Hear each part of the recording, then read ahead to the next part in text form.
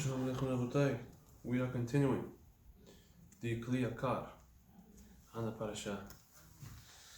This week's upcoming Parashat, Parashat Chaye Sarah. It's actually my Bar Mitzvah Parashat. So, my birthday was yesterday, Baruch Hashem. So, I know a little bit about this Parashat. Let's see what the Kli Yakar wants to tell us. Very interesting point I want to bring towards the end of the Parashat. Of course, this parasha is famous for being this parasha of shidduchim, of matchmaking, because it is where Abraham Avinu makes Eliezer, his head servant of his household, promise to him, swear to him that he would go and find for Yitzchak, for Abraham's son Yitzchak, a proper wife. And he told him to go back to where he came from, back to where Abraham himself came from, in Haran, to his family, to his own kin, to find a woman there, because he didn't want Yitzchak to marry someone of a woman of the area over there of the Canaanim, because they were all idol worshippers, doing the opposite of God's plan. And for that reason, he told him to go back home. And we know the famous story that Eliezer goes and he, through a very important prayer, he finds Rivka, the daughter of Betuel, who is of the family of Abraham Avinu, from Abraham's brother Nahor. And Rivka eventually gets matched with Yitzchak. And Rivka goes back, with Eliezer goes back towards Abraham Avinu. And towards the end of the parasha, after Eliezer goes through everything he goes through, he gets to Rivka. They're traveling back on the dung and the camels. And Yitzchak sees her.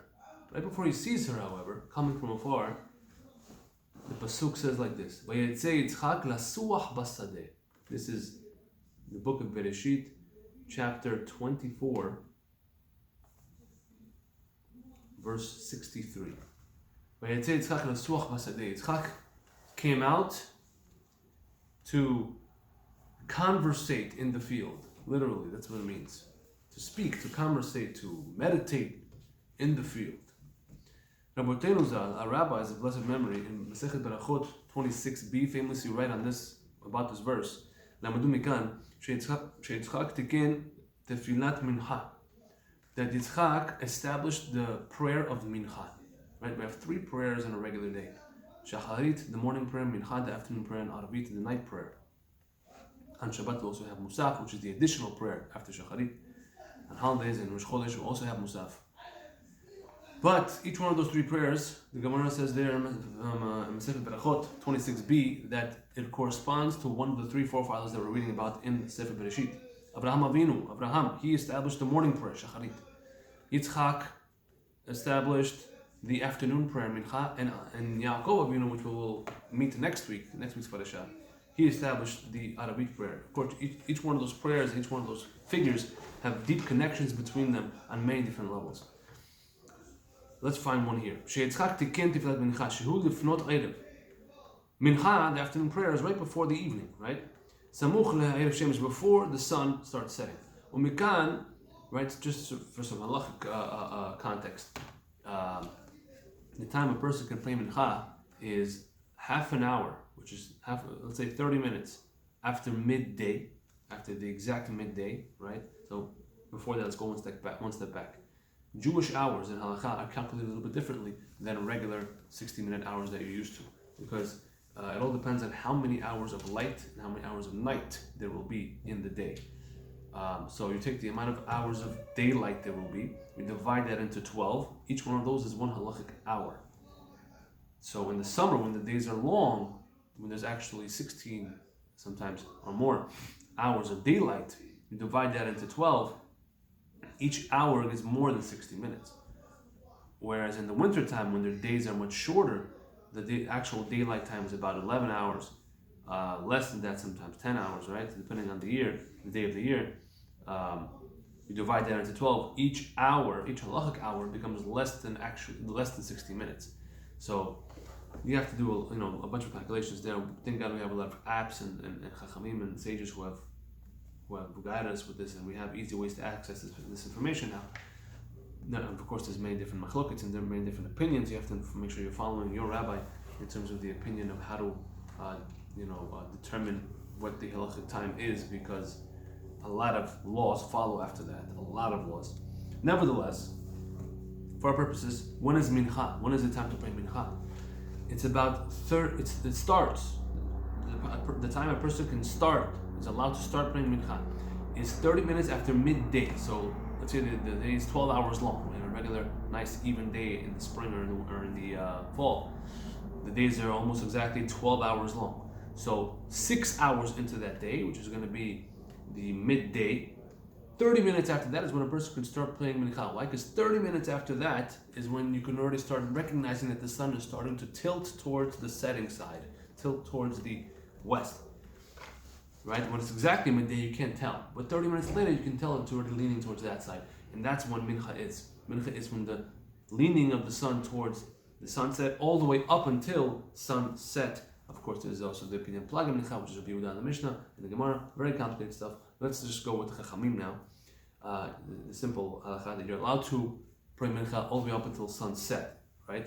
There's even some lenient opinions that even after sunset, if you missed it, you didn't pray mincha yet.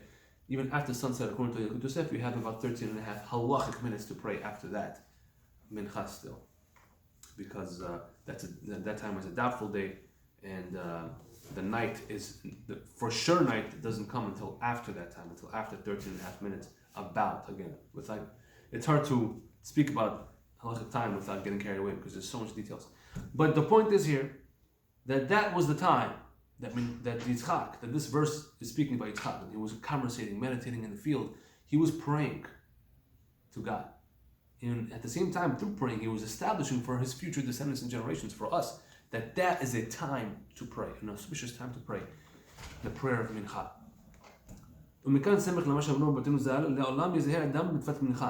And this is a support for that which was taught also in Masechet Berachot, page 6b, that a person should always be careful and make sure that he is praying Mincha.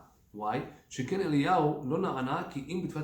there's a famous story about another prophet later on in the Bible, about Eliyahu Navi, where he made a famous prayer to God at the time of Mincha and he was answered.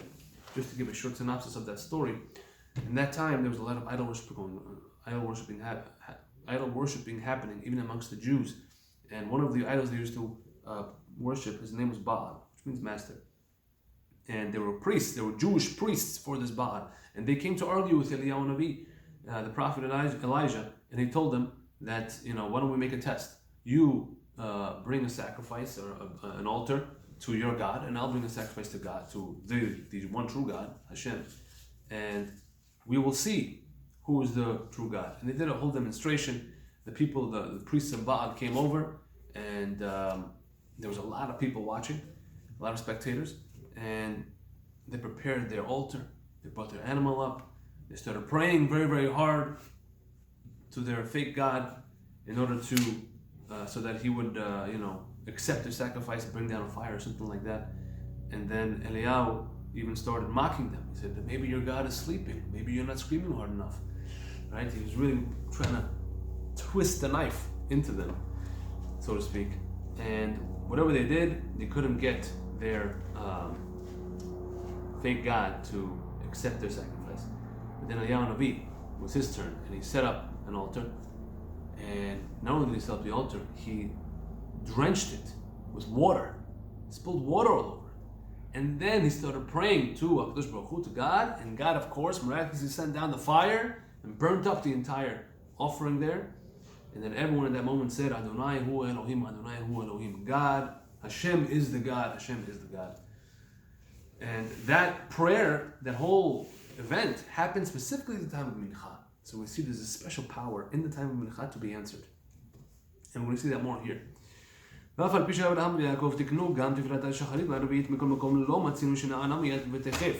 And even though we find the other forefathers, Abraham, who established the morning prayer of Shacharit, and Yaakov, who established the evening prayer, the night prayer, I should say, of Arvit, nevertheless, we don't find that they were answered in their prayer immediately. We don't find that. When it comes to Mincha, the afternoon prayer, we do find in this week's Parashat that Yitzchak was immediately answered. We all love instant gratification.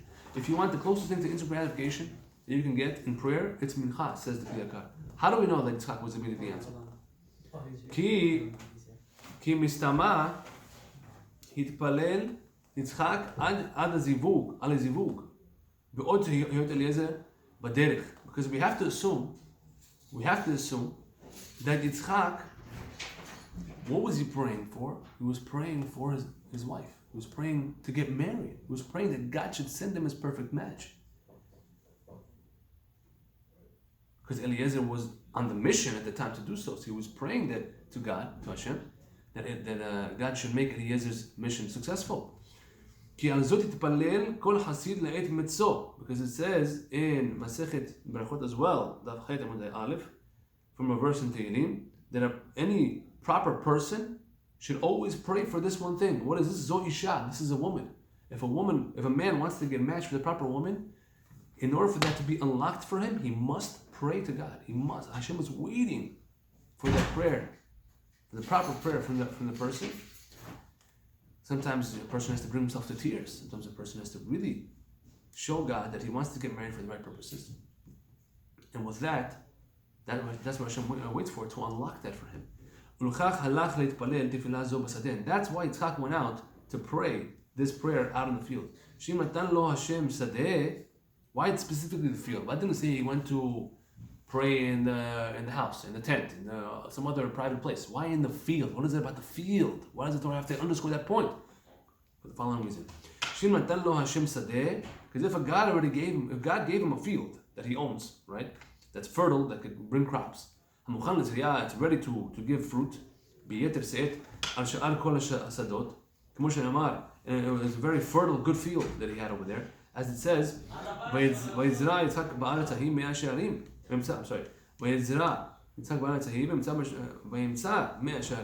says later on in verse 26, chapter 26, verse 12, it says that Yitzchak planted in that field, and he found in that field 100-fold. It was a very, very fertile field that God blessed him a lot with. So that field had a lot of potential for growth. So if he has that, all the more so that God should give him a woman. Why? Because a woman is also compared in the Gemara to a field, to earth. Why? Because she is the field, so to speak, in which the man plants his seed, out of which sprout proper generations and offsprings that will serve God and represent God in this world further on, and further his agenda in the world. Right? So the woman, so to speak, is like the man's field. And to support that point more, in the beginning of this Parashat, very beginning of this Parashat, it talks about how Avraham Avinu bought the field, the Machpelah, of where the cave was, in order to bury Sarah over there. And over there, the way they learned it out, from there's a verse that says, Kicha, Vaikach, that Abraham purchased the land from Ephron. And the same word, Kicha, is used later on in the Torah to speak about marriage, to describe how marriage works, to describe that in order to get married, a man, Kikach ishisha, when a man takes a woman, that means he has to purchase her, right? That's called the Gezerah Shavah, where there's two words one word actually in the Torah that appears in two different places, two different contexts. The Gemara connects them to show you that there's a connection. And what's the connection here? Just like Abraham purchased the field to bury Sarah, he purchased the land, so too a man has to purchase, so to speak, his wife. That's one way to marry her, is to give her something of value. Right? That's famous drasha learned out at the very beginning of Masechet Kiddushin. The question becomes, why did the Torah make it so that to learn out marriage from a woman, it's connected to kicha, to buying a field, like Abraham was buying this field. Why? Because at the end of the day, like we said here, the woman is the field, right? Just like it's all in the same Parashat. The beginning of the Parashat speaks about this as well. The woman is the man's eventual field. The woman is the core, the center, the base, so to speak, through which he will plant his seeds and further his agenda and legend throughout the world. So that is the connection there. He says here further,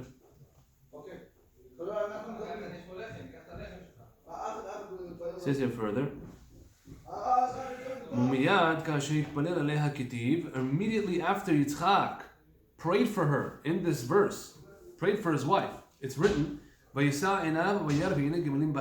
raised his eyes and he saw immediately camels were coming. Camels were coming down, right? The camels of Eliezer, and who was bringing his wife Rivka. Why? Because usually when he would pray, he would look downwards. His eyes would be downwards, as it says in Masechet Yevamot 105b. And then right after he finished praying, he would raise his eyes upwards. And he saw he saw that he was immediately answered in that prayer that he was just doing. Immediately he was asking for a wife. He looked up, God sent him his wife. And we find that theme also early in this Parashat again. When Eliezer was praying to God, he said, God, let it be so that the woman that I asked to give me drink, the one that says, I'll give you drink and I'll give your camels drink too, and she's from the family of Avraham Avinu, let it be that is a sign to me that I know that she's the one you want me to take. And what did happen? As soon as he finished, it says, as soon as he finished his prayer, he didn't even finish his prayer, he already saw Rivka coming. Rivka came out with the buckets and taking the water. And immediately his prayer was answered. So we see this recurring theme again of the woman being the field and the immediate answers of the prayer being connected to that. Immediately the camels were bringing his wife. From here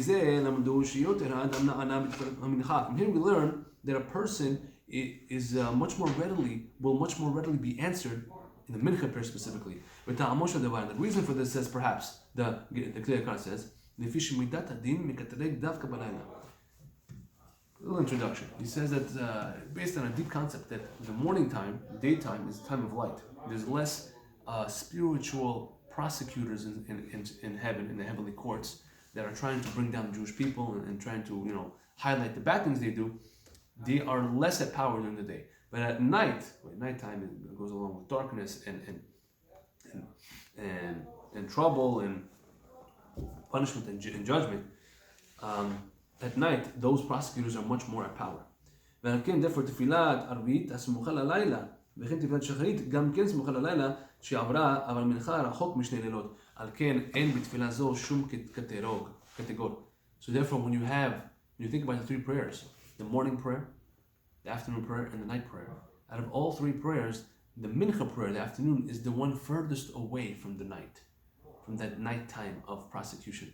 Because the morning prayer is prayed immediately after the night is over. It's very close to the night. The night prayer is prayed either right before the night begins or throughout the whole night you pray the night prayer. But the afternoon prayer, Mincha, it's further, the furthest distance from the night. It's more out in the day. And therefore, it has that extra power to be answered right away. Tamacher, he wants to give one last reason. He says over here, לכך הייתה תפילה הזו סמוך לערב שמש. The reason why this prayer of Mincha is before the sun sets, because there's a concept that before the son of Sarah, so to speak, right? Sarah just passed away before this whole thing happened. Sarah, the mother of Yitzchak, she passed away. But before the sun, the light of Sarah sets, the light of Rivka, her daughter-in-law to be, takes power, comes in first, right? We don't want it to be complete darkness even for a minute. As Sarah's light was setting, Rivka's light came up and sort of took the place of Sarah to propagate that spiritual light further in the world.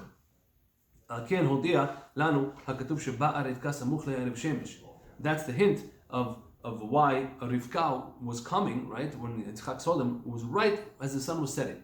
To teach you that before the sun, the light of Sarah would set, there's another, God already designated another spiritual woman giant who will lead generation.